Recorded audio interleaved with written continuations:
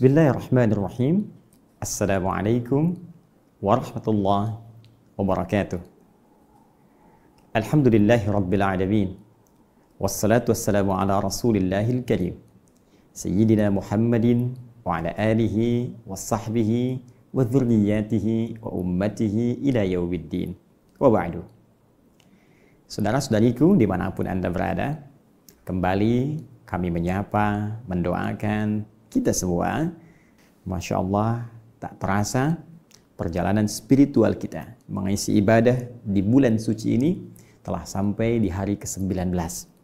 Dan tentunya ini menjadikan kita semakin bersemangat untuk menunaikan ibadah dan juga optimis untuk selalu bermohon kepada Allah Subhanahu wa Ta'ala, setidaknya dengan dua hal utama.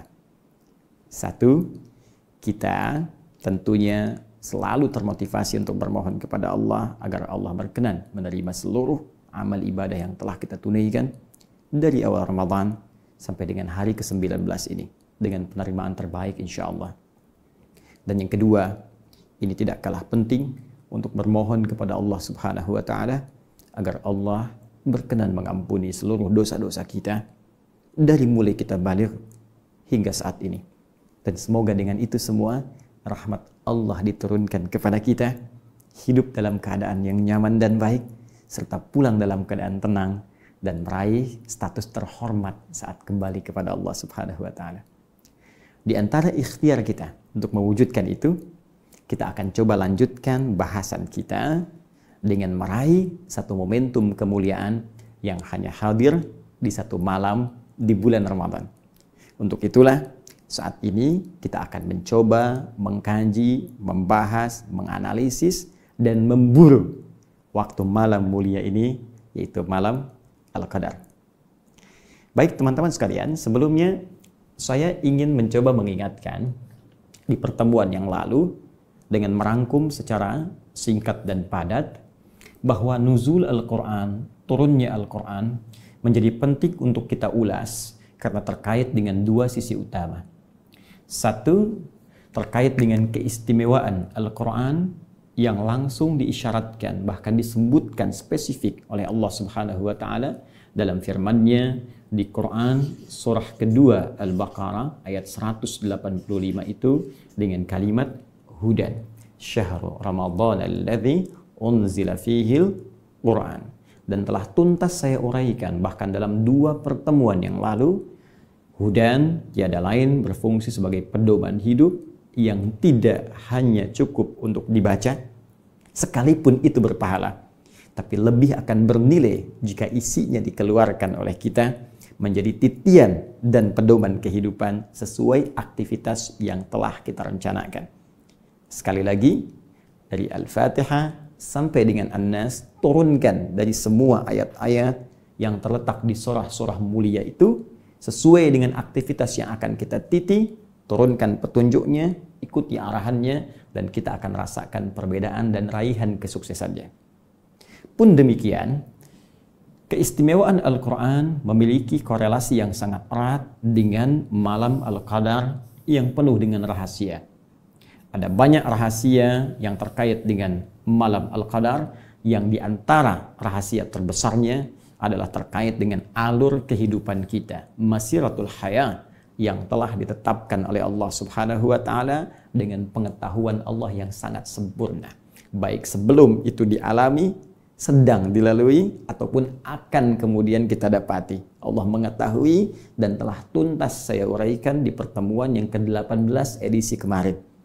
Baik, dan kita pula telah temukan korelasi antara keistimewaan Al-Quran dengan rahasia Al-Qadar ini, bahwa dalam rangka meniti alur kehidupan kita, mustahil kita berjalan melalui hidup tanpa petunjuk.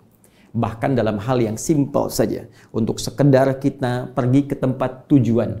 Saya dari Bekasi ingin ke Semarang, tidak punya petunjuk arahnya, akan sulit sampai ke tujuan, bahkan mungkin boleh jadi diduga akan tersesat di perjalanan. Entah itu bisa mampir ke satu tempat atau tergoda oleh suara-suara yang datang. Ada suara tukang es krim, ada suara tukang somai, ada suara tukang nasi goreng. Ya, mungkin saja membuat perjalanan kita terlambat dan sulit sampai ke tujuan.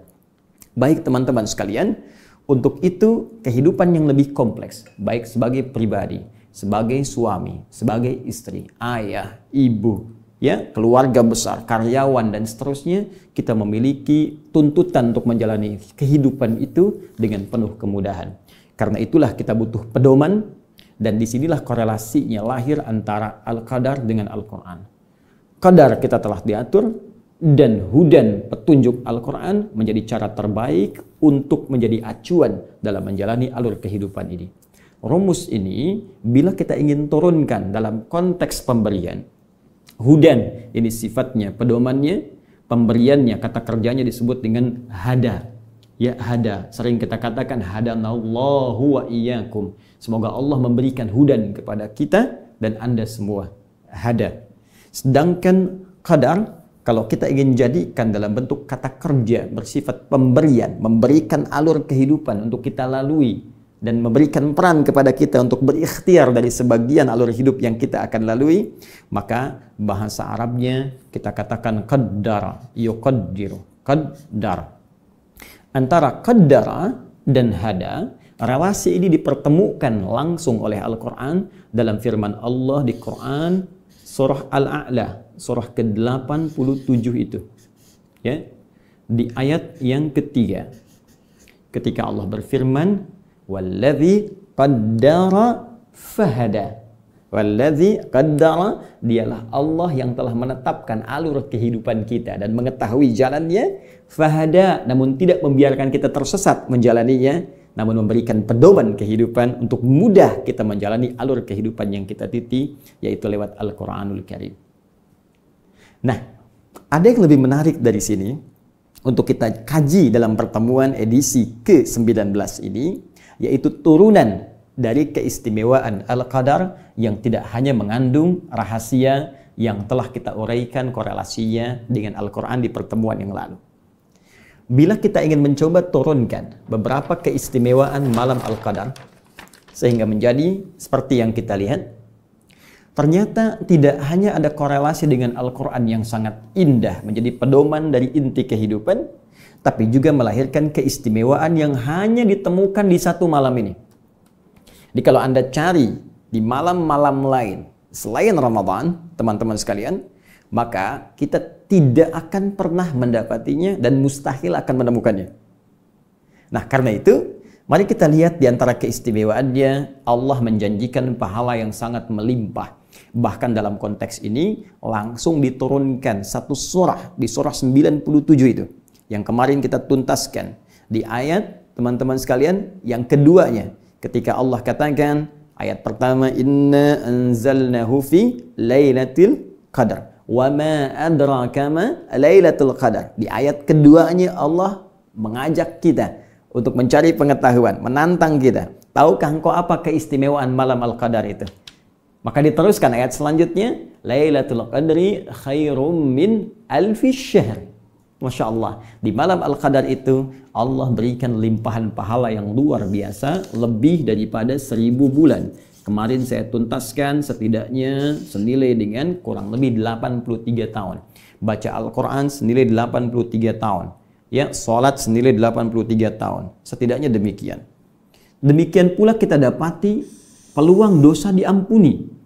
Bahkan jelas dalam lisan Nabi SAW ketika Nabi mengajarkan kepada kita dalam hadis sahih riwayat Al-Bukhari dan Al-Imam Muslim. Man yaqum, riwayat lain, man qama lailatul qadri imanan wa ihtisaban ghufira lahu ma taqaddama min dhanbi. Siapa yang bisa bangkit mendapati malam Al-Qadar, menunaikan ibadah, salat di dalamnya, maka ia jika menunaikannya dengan penuh keikhlasan dan kekuatan iman, berpeluang diampuni semua dosa-dosa yang pernah ia kerjakan sejak mulai balik sampai detik dia beribadah itu. Allahu Akbar. Malam Al-Qadar. Demikian pula ada peluang doa-doa dikabulkan karena malaikat itu begitu mereka berlomba untuk turun ke bumi. Sampai-sampai malaikat Jibril alaihissalam Ruhul Amin ikut turun. Ya, bukankah jelas kalimat yang disampaikan dalam firman Allah Subhanahu wa taala, "Tanazzalul malaikatu warruhu fiha." Malaikat-malaikat turun. Banyak. Sampai Ruhul Amin, malaikat Jibril pun turun. Dan penyertaan malaikat saat turun terhadap orang-orang yang tengah ibadah, menghidupkan malam itu, salah satu konsekuensinya, banyak narasi dalam hadis menyebutkan, adalah mengaminkan doa-doa yang dibohonkan. Bukankah ketika orang sholat, ya, yang sebelumnya Nabi menyampaikan hadis tentang orang sholat di malam Al-Qadar. Bukankah ada redaksi hadis Nabi SAW ketika seseorang kemudian membaca Al-Fatihah kemudian amin, man wafaqa ta'minuhu ta'minal malaika ghufira lahu ma taqaddama min dhanbi. Siapa yang aminnya bersamaan dengan aminnya malaikat. Artinya, Pak, ketika seseorang mengucapkan amin, malaikat mengatakan amin. Bukankah Al-Fatihah bagian dari doa? Ya kan?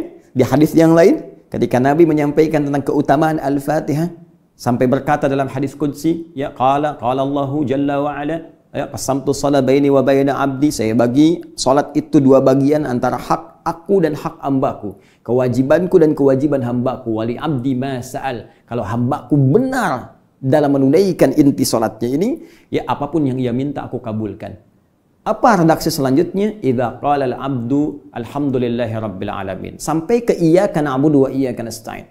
Jika hambaku mengucapkan alhamdulillahi rabbil alamin, dijawab oleh Allah, hamadani 'abdi. Mengucapkan ar-rahmanir rahim, dijawab oleh Allah, athna 'alayya 'abdi. Mengucapkan maliki yaumiddin, dijawab oleh Allah, majjadani 'abdi. Ketika mengucapkan iyyaka na'budu wa iyyaka nasta'in, apa jawab Allah? Hadza baini wa baina 'abdi wa li 'abdi ma sa'al. Ini perjanjian antara aku dan hambaku.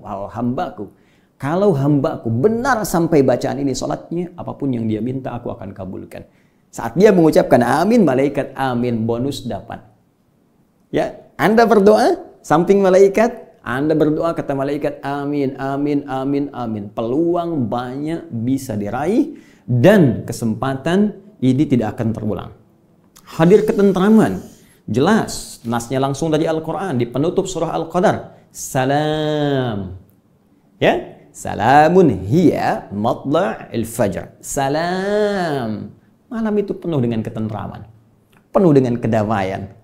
Karena itu otomatis ketika seseorang mendapatkan ketentraman itu, mendapatkan ketenangan itu, maka orang yang meraih malam Al-Qadar akan berdampak pada keadaan hatinya yang lapang dan perilakunya yang lebih tentram.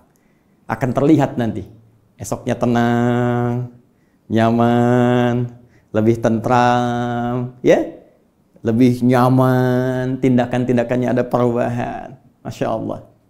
Dan di antara yang terakhir, lahir kemuliaan yang diberikan oleh Allah Subhanahu wa Ta'ala, seperti diisyaratkan di Quran surah ke-44 itu, ya, Quran surah ke-44 Ad-Dukhan, ya, di ayat yang ketiga, mushaf standar di halaman 496, baris yang pertama.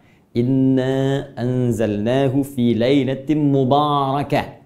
Ya, sungguh kami telah turunkan Al-Quran itu di malam yang penuh keberkahan, malam yang penuh kemuliaan. Jadi orang yang mendapati malam itu, dia mendapatkan keberkahan, kemuliaan dan limpahan kebaikan dari Allah Subhanahu wa Ta'ala. Malam Al-Qadar. Hanya di waktu ini, tak berulang di waktu-waktu lainnya. Karena itulah kemudian menjadi penting malam ini untuk kita buru. Sehingga kita tuangkan dalam tema materi kita saat ini, memburu malam Al-Qadar. Baik, jika kita ingin katakan, ya Allah, saya ingin meraihnya. Ya Rasulullah, saya ingin memburunya. Maka kapan itu terjadi? Kemudian bagaimana saya menyikapinya? Amal apa yang harus saya lakukan? Jika doa dikabulkan, apa yang harus saya minta? Dari tiga persoalan ini, dari tiga pertanyaan ini, kita turunkan menjadi inti bahasan kita dalam 3 poin utama. Kapan waktunya malam Al-Qadar? Amal apa yang mesti kita kerjakan jika bersamaan kita dapat di malam itu? Dan doa apa yang paling utama yang harus kita mohonkan jikalau kita dengan izin Allah mendapati momentum yang dimaksudkan? Baik, secara cepat mohon izin saya bukakan untuk slide selanjutnya di flip chart ya. Kita bisa simak bersama. Bismillah. Kita mulai dengan bagian pertama. Waktu Lailatul Qadar. Memburu waktu malam Al-Qadar. Kapan itu terjadi? Karena malam ini, momentum mulia ini, diisyaratkan oleh Al-Quran hanya bersumber dari keterangan Allah Subhanahu wa Ta'ala lewat firman-Nya, "Inna anzalnahu fi lailatul qadar." Sungguh kami telah turunkan Al-Quran itu dengan segala keagungan kami dan segala kemuliaan Al-Quran di malam Al-Qadar. Karena sumbernya disampaikan oleh Allah, maka kita harus mencoba mencari keterangan yang bersumber dari firman Allah, yaitu Al-Quranul Karim. Baik, di sini kita pentingnya melihat dalam narasi Al-Quran seperti apa isyarat malam Al-Qadar itu terkait dengan turunnya Al-Quran diinformasikan kepada kita. Setelah itu, kita lihat bagaimana penjelas, penafsir Al-Quran yang langsung ditunjuk oleh Allah Subhanahu wa Ta'ala, yaitu Nabi Muhammad SAW dalam hadis-hadis beliau menerangkan kepada kita tentang isyarat Al-Quran terkait waktu dimaksud. Mari kita cepat untuk melihat narasi Al-Quran terkait dengan turunnya Al-Quran.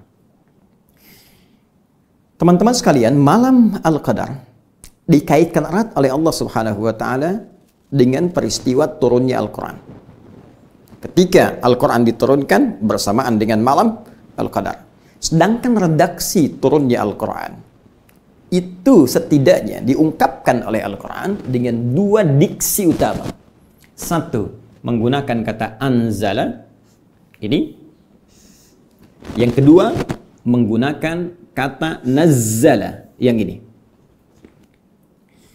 Dalam rumus bahasa Arab secara cepat, jika kita menggunakan versi yang pertama, anzala yunzilu, maka ini menunjukkan sebuah peristiwa yang berlangsung sekaligus, keseluruhan, tanpa ada tahapan.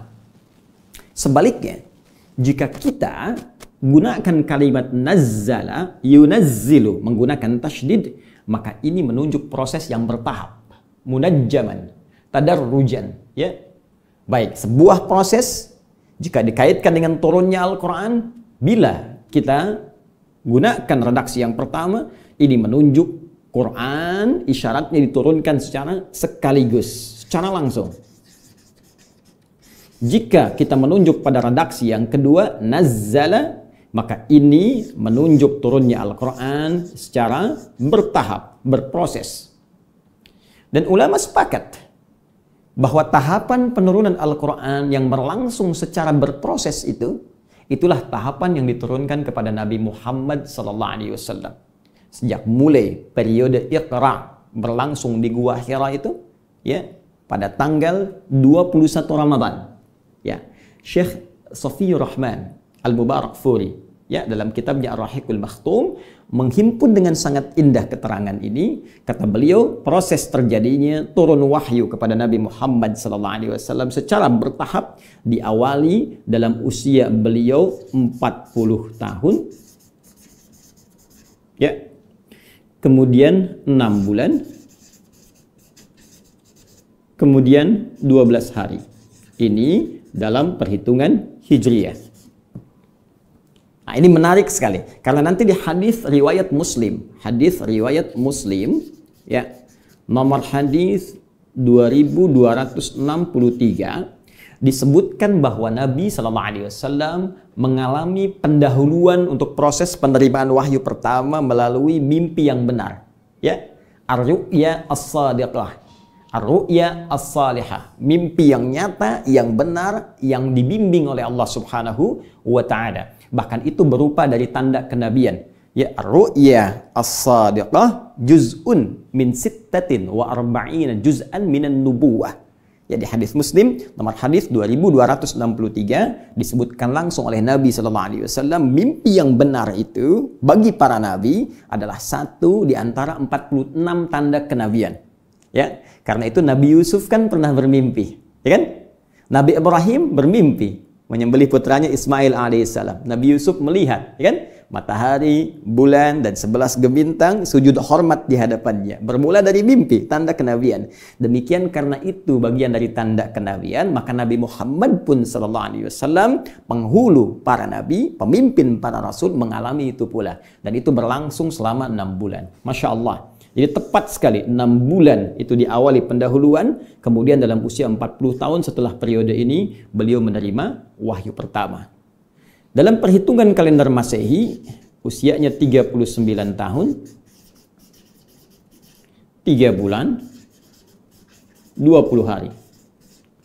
Jadi kalau ada referensi sejarah menyebutkan beliau menerima wahyu dalam usia 40 tahun, itu yang dimaksud pendekatan Hijriyah. Karena ini memang patokan dalam kalender Islam, dalam perhitungan dan penempatan peristiwa-peristiwa tertentu termasuk pelaksanaan ibadah. Apa hikmahnya menggunakan Hijriyah dalam pelaksanaan ibadah? Sehingga terasa kenikmatan dalam ibadah itu dan kemudahan dalam pelaksanaannya. Anda bayangkan kalau sedang puasa sekarang, menggunakan penanggalan kalender matahari, maka Allahu Akbar bisa dipastikan yang kena musim panas puasanya akan musim panas terus sepanjang tahun. Yang musim dingin akan dingin terus sepanjang tahun. Tapi ketika menggunakan Hijriyah, bukankah akan berputar? Sekarang mungkin musim panas, sekarang mungkin musim panas, nanti musim dingin, nanti musim semi, nanti musim gugur, dan seterusnya. Tapi kita tidak bicara tentang itu. Kita akan fokus bahwa narasi yang menggunakan diksi nazzala dalam konteks penurunan Al-Quran itu diturunkan kepada Rasulullah SAW secara bertahap. Sejak mulai usia 40 tahun, 6 bulan 12 hari, kurang lebih selama 23 tahun. 13 tahun selama di Mekah itu, dan 10 tahun selama di Al-Madinah Al-Munawwarah. Redaksi ini kita temukan misal di Quran surah ketiga, Ali Imran. Di ayat yang ketiga, ya, di halaman 50 di mushaf sebelah kiri baris pertama, Allah langsung mengatakan nazzala 'alaikal kitaba bil haqq. Nazzala 'alaikal kitaba bil haqq. Ya, Allah telah menurunkan kepada Muhammad sallallahu alaihi wasallam Al-Qur'an secara berproses, bertahap, dengan cara yang benar, ya kan? Dengan sumber yang nyata, dengan hukum-hukum yang benar. Apa hikmah diturunkan secara bertahap itu kepada Nabi? Dijawab di Quran surah ke-25 Al-Furqan ayat 32. Ya, kadzalika linutsabbita bihi fuadak warattalnahu tartila. Demikian supaya kami memantapkan ayat yang diturunkan itu menghunjam pada jiwamu. Ya, bayangkan kalau diturunkan sekaligus. Kan nggak semua terasa. Ya, demikian Andalah kalau saya sampaikan ceramah ini dalam tempo misalnya 10 jam tanpa henti. Berapa yang masuk ke jiwa kita? Tapi kalau saya sampaikan kultum, ya, walaupun kuliah terserah antum, bisa edisi pertama 15 menit, kedua 20 menit, tapi karena parsial sifatnya, kan terasanya beda. Dapat ilmu hari ini, menghunjam ke hati, kita amalkan. Besok ilmu baru lagi, menghunjam ke jiwa, kita amalkan. Kan berproses itu lebih nyaman. Baik ya? Nah, jadi ini bagian pertama. Adapun narasi yang kedua, proses turunnya Al-Quran diungkapkan pula dengan menggunakan diksi anzala. Baik bentuk aktif anzala ataupun pasif unzila. Dan ini yang paling menarik, yang terkait erat dengan proses turunnya Al-Quran yang dikaitkan dengan malam Al-Qadar. Karena redaksinya lebih banyak menggunakan yang ini. Turunan anzala, baik pasif ataupun aktif. Kita ambil contoh misalnya di Al-Baqarah. Ayat bahkan tentang rangkaian puasa. Ya, surah kedua ayat 185 yang sering kita bacakan di setiap edisi Aku Suka. Syahrul Ramadan alladzi unzila, bukan nuzzila tapi unzila fihil Quran. Di bulan Ramadan yang diwajibkan kita puasa itu, itulah saat Al-Quran diturunkan. Baik, terkait dengan Al-Qadarnya di surah ke-97 menggunakan anzala juga. Dikaitkan dengan Al-Quran. Inna anzalna. Anzala plus na menunjuk keagungan. Ta'zimun nafsi. Ingat, bukan dalam konteks kami menunjuk Allah banyak. Awas, jangan salah di sini. Keliru bisa fatal. Ya, belajar dulu gramatikal bahasa Arab, baru kita mengerti. Jangan satu bahasa ditafsirkan lewat aturan bahasa lain. Nggak bisa kita memahami bahasa Arab, runtutan dengan gramatikalnya dipahami dengan bahasa Indonesia. Itu mustahil. Mesti masuk ke dalamnya baru mengerti isinya. Baik. Nah, di sini ta'zimun nafsi. Sering saya katakan bahkan di edisi yang lalu menunjuk pada keagungan Allah. Ta'zimu sya'ni. Keagungan kemuliaan peristiwa yang akan disampaikan. Informasi yang akan diutarakan. Seakan Allah ingin menyampaikan bahwa demi keagunganku. dan kedahsyatan informasi yang akan aku sampaikan, sungguh telah kami turunkan Al-Quran itu. Inna anzalna hu-nya kembali kepada Al-Quran. Ya, dhamir kata gantinya ke Al-Quran. Kami turunkan Al-Quran itu fi lailatul qadar. Nah, ini redaksi ini yang banyak digunakan terkait erat dengan turunnya Al-Quran dan korelasinya dengan malam Al-Qadar. Kita temukan juga di surah Ad-Dukhan tadi, ya, surah ke-44 di ayat ketiga juga. Ya Allah katakan inna anzalnahu fi lailatin mubarakah inna kunna munzirin. Ya, Masya Allah, kami turunkan itu di malam penuh kemuliaan, yaitu malam Al-Qadar, dan kami ingatkan pada kalian inna kunna munzirin. Ya, kami memberi peringatan pada kalian semua, kami ingatkan. Ya, ada sesuatu yang penting sampai Allah mengingatkan kita semua tentang peran Al-Quran dalam kehidupan, tentang keistimewaan malam Al-Qadar. Baik, karena redaksi anzala menunjuk proses Quran turun sekaligus, maka apa yang dimaksud di sini? Disinilah pentingnya kita merujuk pendapat para ulama yang disebut oleh Nabi sebagai pewaris para nabi. Di hadis riwayat Ibnu Majah nomor hadis 223, rawinya cari sahabat Abu Darda radhiyallahu taala anhu. Hadisnya cukup panjang, dimulai dengan man salaka tariqan yaltamisu fihi ilma sahala lahu tariqan ilal jannah sampai ke kalimat wa innal ulama'a warathatul anbiya. Dan sungguh para ulama itu pewarisnya para nabi.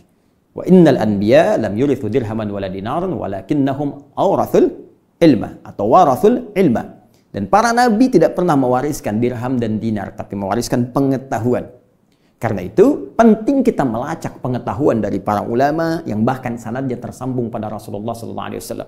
Saking dahsyatnya dan pentingnya ini, Imam Muslim sampai membuat satu bab khusus di hadis Muslim jilid pertamanya di halaman 119 itu tentang babul isnad minad din. Pentingnya sanad, urutan-urutan informasi, transmisi pengetahuan sampai ke Nabi yang disampaikan ulama kita. Pentingnya itu semua dalam memahami tuntunan-tuntunan dalam agama syariat Islam kita. Maka teman-teman sekalian, para ulama menyampaikan redaksi ini anzala yang menunjukkan turunnya sekaligus bukan menunjuk pada peristiwa saat diturunkannya Al-Quran secara bertahap pada Nabi Muhammad.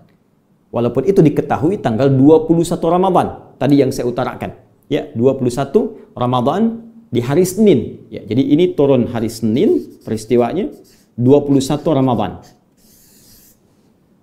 Sedangkan yang ini yang dimaksudkan turunnya Al-Quran dari Lauh Mahfuz, tingkat tertinggi ke Baitul Izzah, Sama'id dunya, ke langit dunia. Jadi belum turun ke bumi. Ya, jadi turun ke langit yang langsung langit itu berbatasan dengan dunia.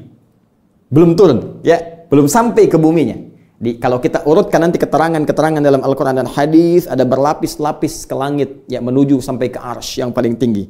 Wallahu a'lam seperti apa, tapi nanti saat kita berpulang, saat meninggal dunia, itu akan tampak kita saat kembali pada Allah Subhanahu wa Ta'ala. Kalau Anda ingin belajar lebih jauh dan waktu kita nanti masih panjang, dalam kesempatan yang lain kita akan belajar tentang peristiwa Isra dan Mi'raj Nabi sallallahu alaihi wasallam.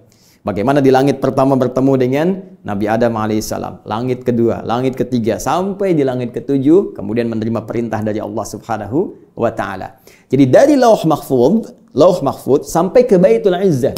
Ya, di surah Al-Buruj dalil tentang Lauh Mahfuz. Fi lauhim mahfuz, diturunkan ke dalam Baitul Izzah. Ini untuk diumumkan saking dahsyatnya Al-Quran, pentingnya Al-Quran, diumumkan bukan hanya kepada penduduk bumi, Allah umumkan kepada seluruh penghuni langit. Ini maksud hikmahnya. Jadi dari tahap tertinggi diturunkan, malaikat yang ada memikul arsy tahu, malaikat di langit yang ke-6 tahu, langit ke-5 tahu, sampai ke sama'id dunya, semua yang bertugas diumumkan oleh Allah. Al-Quran akan turun sebagai alur kehidupan manusia. Sekaligus menunjukkan pengetahuan Allah Subhanahu wa Ta'ala pada peristiwa yang belum terjadi. Nanti ada yang akan bertanya tentang hukum khamar, yas'alunaka 'anil khamri. Kejadiannya kan baru nanti di zaman syariat. Ya kan? Saat disampaikan pada Nabi. Tapi Allah ingin memberikan pengetahuan kepada seluruh malaikat bahwa Allah Maha mengetahui tentang semua peristiwa. Ini alur kehidupan manusia. Bagaimana nanti manusia berproses. Ini petunjuk-petunjuknya. Ini saking dahsyatnya Al-Quran. Jangankan ahlu bumi. Kata Allah, semua ahlu sana, ahlu langit mesti mengetahuinya. Jadi sebelum disampaikan pada Nabi Muhammad, disampaikan dulu pada seluruh penghuni langit sekaligus menunjukkan status tingginya Rasulullah SAW. Jadi Anda bayangkan, penghuni langit menghormati Nabi Muhammad SAW. Kenapa anak bumi yang wafat di telan tanah lantas tega mencela beliau? Bahkan seorang non-muslim pun menempatkan beliau dalam urutan pertama manusia paling berpengaruh. Yang penuh dengan kelembutan, yang sangat perhatian. Tiba-tiba ada orang entah datang dari mana menyoal beliau. Yang orang ini pun belum tentu jelas segala kebaikannya. Baik, kembalikan ke sini teman-teman sekalian. Jadi ini, jika disebutkan proses ini berlangsung secara sekaligus, maka yang dimaksudkan adalah turunnya Al-Quran dari Lauh Mahfud ke Baitul Izzah. Sekarang kapan waktunya? Cari lagi di Al-Quran. Karena sumbernya di sini kan. Baik, peristiwa ini kita akan bisa lihat waktunya jika kita keluarkan kata ini pula, anzala. Cari kembali.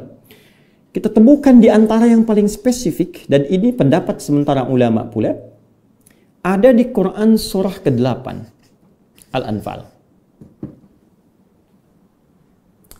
Kalau kita temukan di ayat ke-41, paling kiri, sebelah atas, di pertengahan.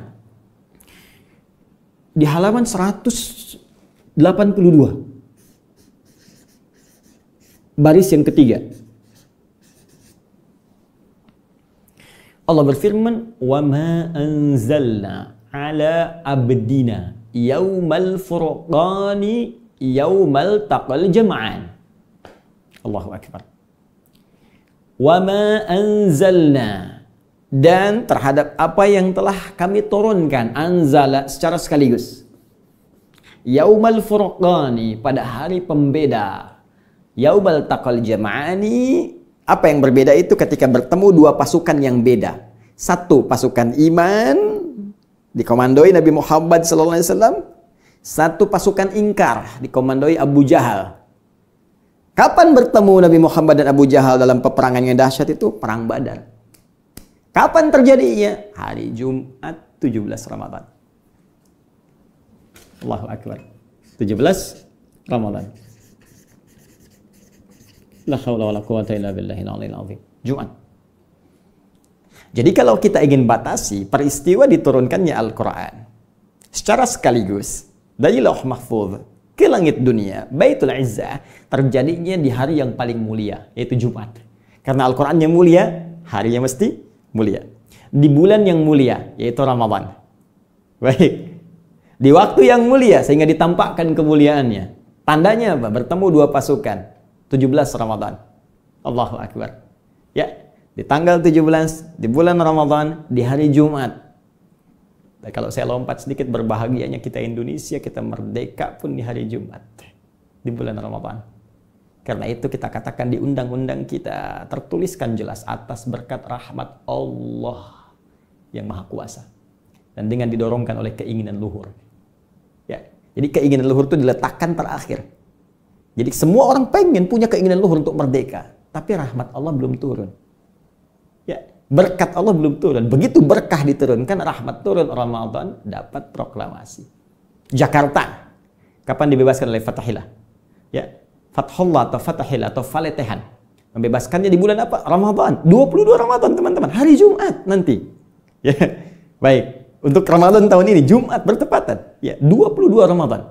Bertepatan dengan 22 Juni itu, 1527. Ya, ini sekedar pengetahuan saja. Saya ingin menunjukkan bahwa ketika Allah memberikan kemuliaan-kemuliaan seringkali bertepatan dengan Ramadan. Al-Quran itu mulia yang paling utama. Turunnya Ramadan, bulannya bulan Ramadan, harinya Jumat. Bersamaan dengan momentum Perang Badar. Nah, tapi apakah kita bisa simpulkan bahwa Lailatul Qadar terjadi di tanggal 17? Ya. Apakah kita bisa simpulkan setiap Ramadan tanggal 17 akan tiba? 17. Maka cari di malam yang ke-17. Ternyata, teman-teman, pemahamannya tidak sesederhana itu. Karena setiap kita akan pahami Al-Quran, kita harus merujuk pada penafsir terbaik yang langsung ditunjuk oleh Allah. Lebih otoritatif. Kita siapa? Ini Nabi langsung ditunjuk Allah. Ini Rasulullah, manusia terbaik. Maka kita lihat bagaimana Nabi SAW memberikan penjelasannya. Lacak dalam kitab-kitab hadis. Di Al-Bukhari, nomor hadis 2020. Tersebut juga di hadis Muslim, nomor hadis 1169. Dan ini saya sudah cek. Ya, cek langsung redaksi hadisnya, dilihat penomorannya, juga rawinya dari Sayyidah Aisyah radhiyallahu taala anha, ibunda kita semua, Ummul Mukminin. Ya, apa redaksi nabinya? Taharru Lailatul Qadri fil ashril awakhir, bima ma'na. Berburulah kalian. Oh, makanya kita bikin judul berburu, mengambil sunnah Nabi. Berburulah kalian malam Al-Qadar itu di 10 hari terakhir Ramadan. 10 hari terakhir. Itu 17 belum masuk nih. Ya. Nabi minta 10 terakhir. Ya, kalau malam kan berarti malam 21, 22, 23 sampai malam 30. Kalau jatuhnya 29 berarti malam 20 sampai malam 29. Nah, ini 17. Nah, ya gimana Ustadz? Ini kata Quran isyarat 17. Yang ini kata Nabi di 10 hari terakhir. Bahkan yang menarik, lihat lagi di sini teman-teman sekalian, di hadis Al-Bukhari, nomor hadis 2017. Kemudian juga riwayat dari Sayyidah Aisyah, cari di malam-malam ganjil. Ya, watri bahasa hadisnya. Cari di yang ganjil-ganjilnya. 21, 23, 25, 27, 29. Baik, ada lagi hadis dari riwayat Ibnu Umar, Abdullah Ibnu Umar radhiyallahu taala anhuma. Di hadis Muslim ditemukannya, nomor hadis 1165. Spesifik cari di 7 terakhir yang ganjil. Ya, 7 terakhir yang ganjil berarti ya kalau kita mulai dari 23, ya 25, 27, 29. Ya, kan 7 terakhir kan dari hitungan 3 kan, 23, 24, 25, 26, 27, 28, 29. Kalau kita lihatnya nanti 30 berarti dari 24 ya. Kalau ambil yang ganjilnya berarti malam 23, 25, 27, 29. Spesifik. Nah, di sini ternyata kalau kita kompromikan, kalau di fikih itu ada namanya al-jam'u wa taufiq. Ya, dikompromikan, disatukan untuk melihat kemana arah pemahaman ini. Nah, ini biasa standar. Kadang ada satu peristiwa, hadisnya banyak, ingin menunjukkan tentang satu hal yang sangat lengkap. Kalau diambil sebagian nggak ketemu. Kayak Bismillahirrahmanirrahim, hadisnya banyak. Ada yang menghitung sampai 70. Ternyata ketika dikumpulkan, ada yang sir, ada yang jahar, ada yang nggak dibaca sama sekali. Ada rakaat pertama dibaca jahar, selanjutnya tidak. Jadi tahu kita cara baca bismillah ada 4 cara. Pun demikian terkait dengan ini teman-teman, disimpulkan bahwa fase pertama kali saat turunnya dari Lauh Mahfuz ke Baitul Izzah pernah terjadi 17 Ramadan.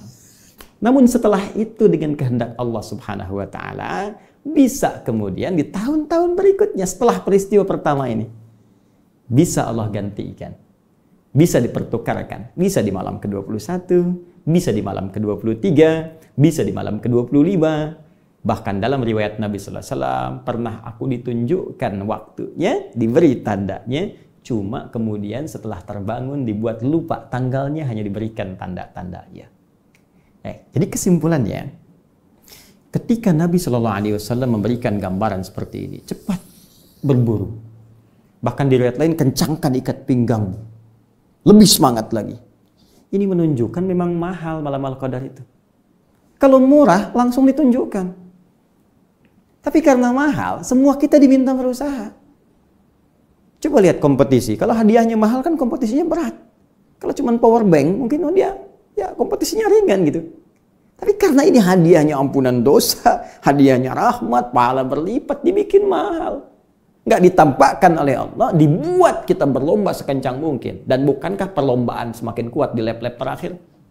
Orang kalau maraton, balap sepeda, balap mobil, balap motor, pasti lap terakhir makin kencang. Karena itulah untuk mensupport kita, ini kadang karena Ramadan jadi aneh.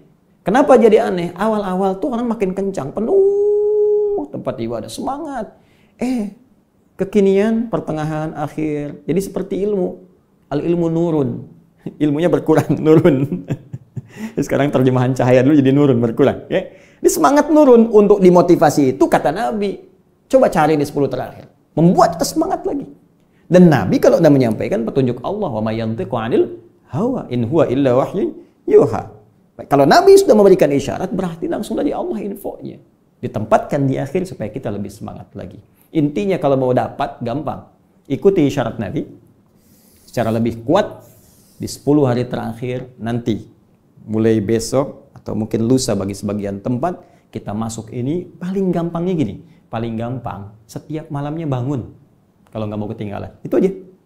Itu paling cepat. Berburu paling cepat malam Al-Qadar, menyontoh Nabi. Apa yang dikerjakan Nabi? Setiap malamnya dihidupkan. Malamnya dihidupkan. Itu paling gampang. Kapan waktunya? Dari mulai ba'da Isya sampai menjelang fajar. Seperti yang pernah saya uraikan dalam kesempatan sebelumnya. Ya, salamun kuncinya, clue-nya lihat. Hiya, malam Al-Qadar itu hatta matla'il fajar. Terbentang dari malam sampai menjelang fajar. Maka usahakan walaupun mungkin sekejap saja. 15 menit, 30 menit. Demi Allah, demi perjuangan hidup kita. Sayang, cuma sekali. Dan belum tentu ketemu lagi. Bangun. Walaupun cuma 15 menit, pasang alarm. Silahkan. Ada yang jam 2, ada yang jam 3. Ada yang mulai dari ba'da Isya, setelah tarawih. Siangnya dia istirahat, malamnya dia buru itu, supaya bisa fresh bangun. Ada yang mungkin masih bekerja, ya WFH di rumah, siang masih beraktivitas, malam, sebagian malamnya bangun.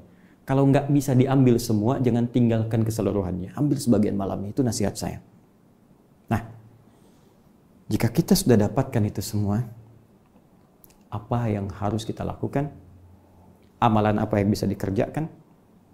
Dan doa apa yang bisa kita panjatkan? Serta diantara yang paling utama, keistimewaan apa yang bisa kita raih saat kita mendapatkan itu semua. Dan ternyata itu semua langsung dibimbing oleh lisan Nabi yang mulia kepada istri tercintanya Sayyidah Aisyah radhiyallahu taala anha. Apa bacaannya? Seperti apa amalannya? Kita akan lihat insyaallah dalam tayangan Aku Suka pada edisi yang ke-20 sebagai persiapan amalan khusus di 10 hari terakhir malam Ramadan plus bimbingan Rasulullah sallallahu alaihi wasallam jika mendapati malam Al-Qadar. Saya kira itu yang bisa saya sampaikan di kesempatan yang baik ini. Jikapun Anda mendapatkan kekurangan dari apa yang saya sampaikan, saya memohon maaf yang sebesar-besarnya dan Anda bisa melengkapi, dan itu bukti paling otentik bahwa saya masih manusia. Karena tidak ada manusia yang sempurna. Tidak perlu diperdebatkan, langsung diluruskan. Jika ada dalam salah nomor, Anda tinggal benarkan nomornya. Jika ada rawi yang keliru, Anda sampaikan pada saya untuk saya meluruskan. Yang penting referensinya kita temukan. Yang lebih utama, saya mengajarkan, saya berbagi bukan untuk menjadi amunisi supaya Anda pandai berdebat, terlebih mencela orang lain. Saya mengajar supaya kita bisa menjadi hamba yang lebih baik di hadapan Allah Subhanahu wa taala dan berpengetahuan luas dalam bimbingan Al-Qur'an dan sunnah Rasulullah sallallahu alaihi wasallam. Semoga Allah menerima puasa kita, semoga Allah berkenan menerima seluruh ibadah kita serta mengampuni dosa-dosa kita. Subhanakallahumma wa bihamdika asyhadu an la ilaha illa anta astaghfiruka wa atubu ilaik wa akhiru da'wana alhamdulillahi rabbil alamin wal 'afu minkum. Assalamualaikum warahmatullahi wabarakatuh.